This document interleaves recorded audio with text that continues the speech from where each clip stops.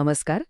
आज आपण परभणी जिल्हा परिषदेच्या शाळांमधील एका अत्यंत महत्त्वाच्या विषयावर बोलणार आहोत, ज्याचा थेट परिणाम आपल्या मुलांच्या शिक्षणावर होतो. म्हणजे शाळांमध्ये सरकारी नियमानुसार किती शिक्षक असायला हवेत आणि प्रत्यक्षात किती आहेत. चला, या अधिकृत संच मान्यता अहवालाच्या आधारे आपण या आकड्यांच्या आत दडलेलं वास्तव समजून घेऊया. तर मग आपण हे कसं समजून घेणार आहोत?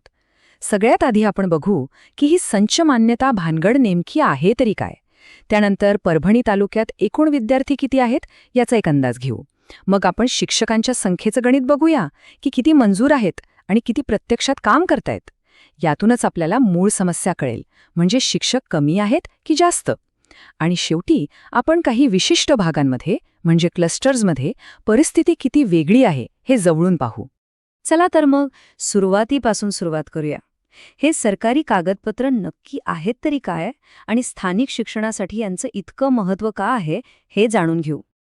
हे बघा, हे काही मी माझ्या मनाने सांगत नाहीये. आपण थेट सरकारी आकडेवारी पाहतोय.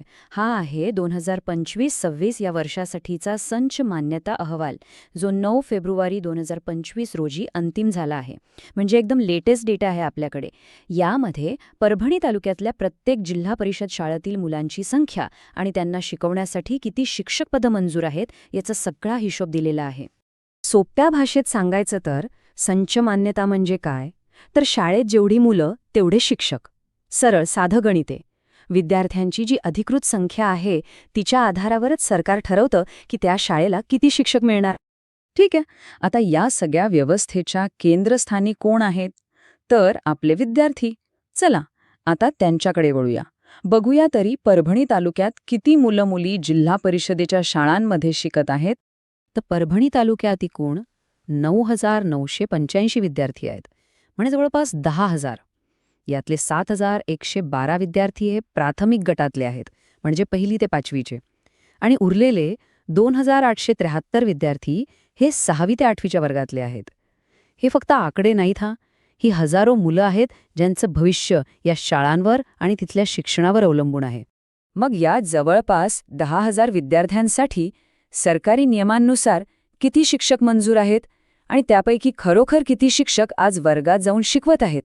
चला, हे महत्त्वाचं गणित आता समजून घेऊया. ही तुलना खूप महत्त्वाची आहे. म्हणजे कागदावर काय दिसतंय आणि खरं तर वर्गात काय परिस्थिती आहे, किती शिक्षक असायला हवेत आणि प्रत्यक्षात किती उपलब्ध आहेत, यातला फरकच आपल्याला खरी परिस्थिती दाखवणार आहे. आता ही आकडेवारी जरा लक्ष देऊन बघा.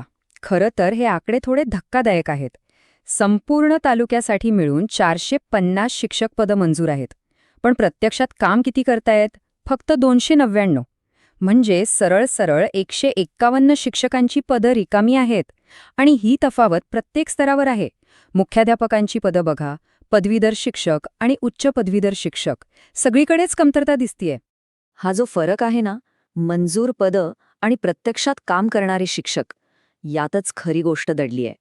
ही दरी नेमकी किती मोठी आहे आणि याचा अर्थ काय होतो हे आता आपण बघू.